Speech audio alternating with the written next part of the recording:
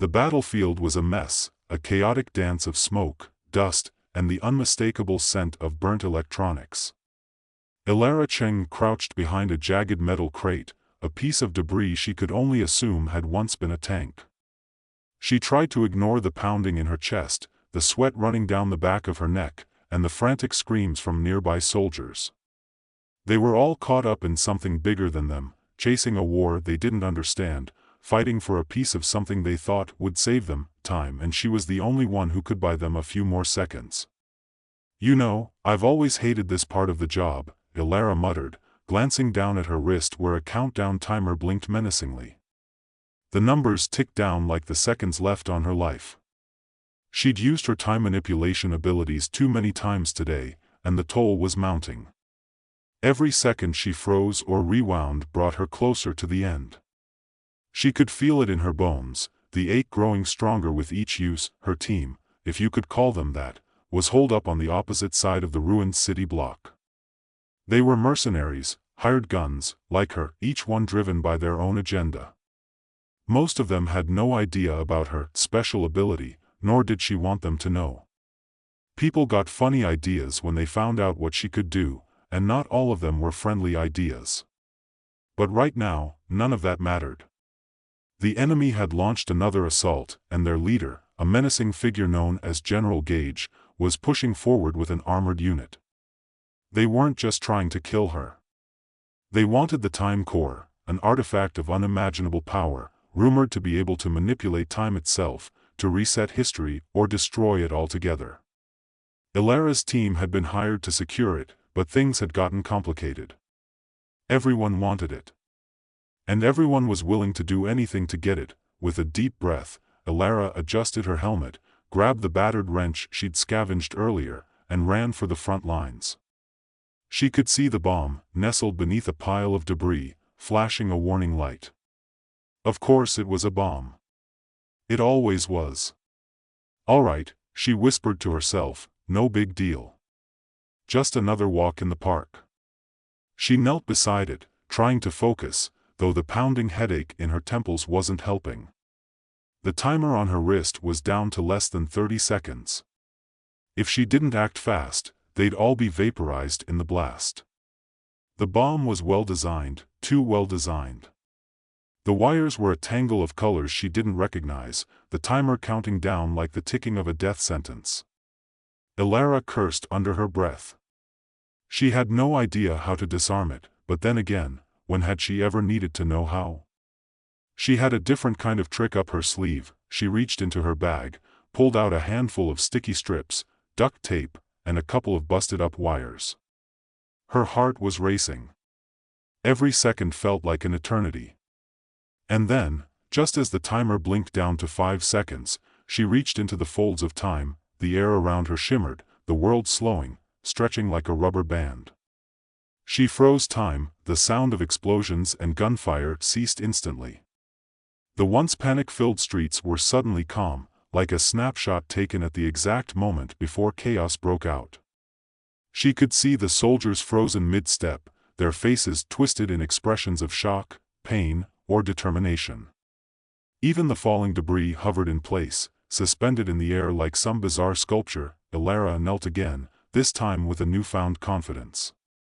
She grabbed the bomb's wires, cut the red one with a snip, and then the blue, just to be safe. The seconds passed in a slow, dreamy haze. Her fingers trembled, not from fear, but from the familiar sensation of the time distortion. Each use of her ability cost her, physically, mentally, and worse, emotionally. She wasn't sure how much longer she could keep it up. But she had no choice, the timer on her wrist had already dipped into the red zone. The countdown had resumed, and there were only a few seconds left. With a grunt, she twisted the final wire into place, then slapped the duct tape across the bomb's wiring, sealing it shut. Time resumed with a jarring rush. Boom! But not in the way she expected. The bomb fizzled, its destructive power reduced to nothing more than a small puff of smoke and a harmless pop. Elara exhaled in relief, her hands shaking. "That's one less problem," she muttered to herself, before standing up and scanning the frozen battlefield around her. the soldiers were still stuck in the moment, as if the world had momentarily forgotten they existed. Elara took a moment to savor the stillness. She needed it. She hadn't felt this calm in hours. Then, the radio crackled to life. "Cheng, what the hell is going on over there?" The voice on the other end was familiar, gruff, and unmistakably pissed off. Elara groaned. It was Rael, the team's leader, or rather, the guy who thought he was in charge. Rael was ex-military, a man who had more scars than sense. And he wasn't the type to be patient when things went sideways. "I disarmed the bomb," she said dryly, "but I've also got a frozen army on my hands. You're gonna want to take care of that. Are you telling me you're—" Rael's voice came through again, but Elara cut him off before he could finish. "Just get your asses over here, okay? I'm about 2 seconds away from losing it." She didn't wait for a response. Instead, she jogged toward the edge of the ruined street, checking the map on her wrist. Their objective was close. She could feel the hum in the air, the proximity to something powerful, something alive. The time core was nearby. She hadn't expected to find it like this. Not in the middle of a war zone, not under the control of an army that didn't even know what they were fighting for. But that was the beauty of it, really. Elara had spent her whole life being a pawn in someone else's game. She had a unique talent for making sure things went sideways. And this time, she was going to make sure it went her way. The ground beneath her feet vibrated with the sound of approaching vehicles. Her team had arrived. Elara ran back to her position, looking up to see the ragged faces of her fellow mercenaries sliding out of their armored trucks, their weapons drawn and ready. Drake was among them, his sharp blue eyes scanning the area. His expression was unreadable as usual, but there was something dangerous in his gaze that Elara didn't like. "Did you get it?" he asked, his voice low, but expectant. She nodded, but before she could respond, a sharp pain shot through her chest, and she nearly collapsed. The timer on her wrist was blinking, faster now, like it had somehow accelerated after using her time powers. Every use brought her closer to death, a cold, creeping certainty. And as much as she hated to admit it, her body was starting to feel the effects. But that didn't matter right now. Not with the time core in play. Elara's breath hitched as the pain in her chest intensified, a deep, gnawing sensation that spread through her limbs, locking them in place. The time core was too close now, its pull growing stronger with every step she took, as if it was calling to her. She tried to focus, tried to steady herself, but the countdown on her wrist continued to flash, warning her of the toll her powers had taken. Every use brought her closer to the end. The world had grown heavier, more oppressive, as if her body was fighting her every movement. Drake's eyes narrowed as he approached her. "You okay?" His voice was laced with suspicion, his gaze flicking to her wrist, but Elara didn't want to answer that question. She couldn't afford to show any weakness. "Not now, I'm fine," she said, gritting her teeth. Her heart pounded against her ribs, and for a moment, she thought she might fall. But she didn't. "Where's the core?" he asked, already moving toward the back of a destroyed building that had been marked as their objective. The others had fanned out, securing the perimeter, but there was a restlessness in their movements, as if they, too, could feel the weight of the unknown. They had no idea what they were about to unleash, just like the rest of them. "It's inside," Elara replied, her voice low. "But it's not going to be as easy as just picking it up and walking away. This place is rigged." Drake didn't hesitate. He motioned for Rael and the others to follow him, and together, they moved toward the building. Elara lagged behind, not because she wanted to, she didn't have the luxury of slowing down, but because her body refused to obey her. Her legs felt like lead, her mind a fog of confusion. The flashes of pain were becoming more frequent, but there was a lingering urgency that forced her to push through. She couldn't afford to stop. Not until they had the core in their hands, not until she knew if the sacrifice would be worth it. The building loomed ahead, its skeletal frame rising up like a dark giant. The entrance was guarded, and from the looks of it, the enemy had already set up a trap, anticipating their arrival. The door was locked, but that didn't matter. Not when Alara had time on her side, at least for a few more minutes. "Stay back," she said, holding up a hand as she walked to the front. "I've got this." Rael shot her a look but didn't argue. Alara's powers weren't something they could understand. Hell, she barely understood them herself, but she'd saved their asses more times than they could count. He trusted her, even if he didn't like it. Alara extended her hand toward the door. Her pulse quickened, her breath shallow. She had used her powers twice today, 3 times if you counted the bomb, but the need to freeze time again felt like it was pulling her deeper into an abyss. She didn't know how much more of this she could take, but she wasn't about to stop now. Not when they were so close. Her wrist glowed faintly as the countdown hit 0 again. Time froze, the sound of the world ceased once more, the air thick and still. Alara exhaled slowly, letting the wave of dizziness wash over her. She'd only been able to hold it for a few seconds each time before, but now it was different. It felt like she was pushing against something massive, an invisible force that made everything feel impossibly heavy. Every muscle in her body screamed for release, but she fought it, just as she fought the urge to let herself collapse into the darkness that beckoned. She moved quickly, with a purpose she couldn't quite explain, walking past the frozen soldiers, their guns mid-air, their faces locked in expressions of confusion and terror. She reached the door in a few steps, her heart beating loudly in her ears. There were wires everywhere, more bombs, more traps, but she didn't hesitate. With trembling hands, she cut through them, her motions quick, efficient. She had done this 100 times before, though each time, it felt more like a gamble. When she finished, she turned back to her team, the frozen world surrounding her. She could see Drake's face, his lips parted in mid-sentence, a question he would never ask.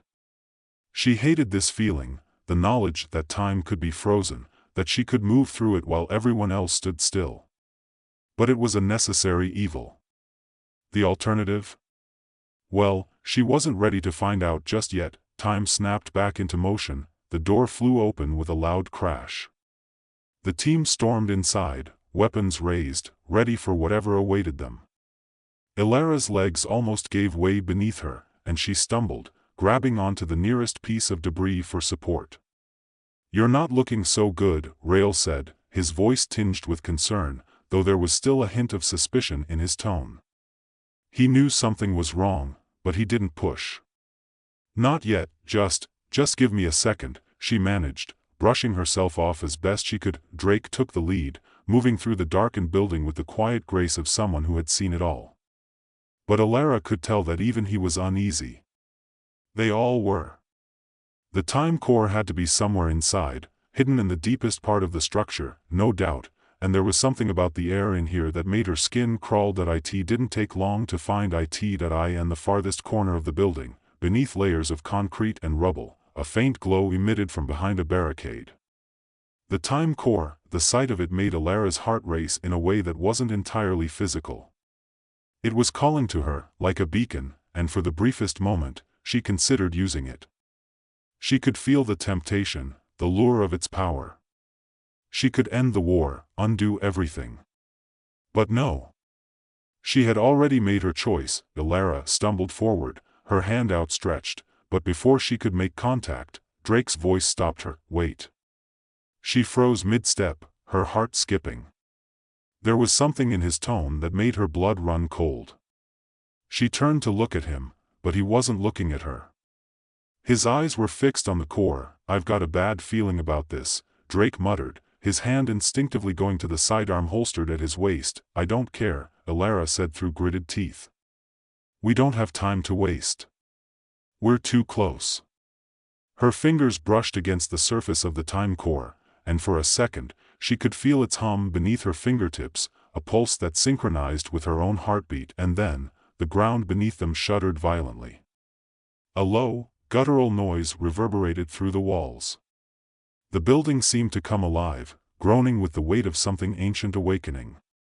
The time core began to pulse, its light flickering in time with the vibrations. Ilara's body tensed. "We need to move. Now!" Rael shouted, grabbing her arm and pulling her back, but it was too late. A sudden burst of energy erupted from the core, sending everyone stumbling back. The force knocked Ilara to the ground, and for a moment, she couldn't breathe. She could hear the others yelling, but their voices were distant, like they were underwater. Everything felt wrong. She could feel her wrist heating up, the timer ticking faster now, each second feeling like it was tearing her apart from the inside. "Get the core!" Drake shouted. But even as the words left his mouth, it was clear that something had gone horribly wrong. As Ilara tried to push herself to her feet, she saw something that made her stomach drop. A figure emerged from the shadows. The figure that stepped into the dim, flickering light was nothing like what Ilara had expected. The silhouette was tall, cloaked in darkness, and shrouded in an air of quiet power.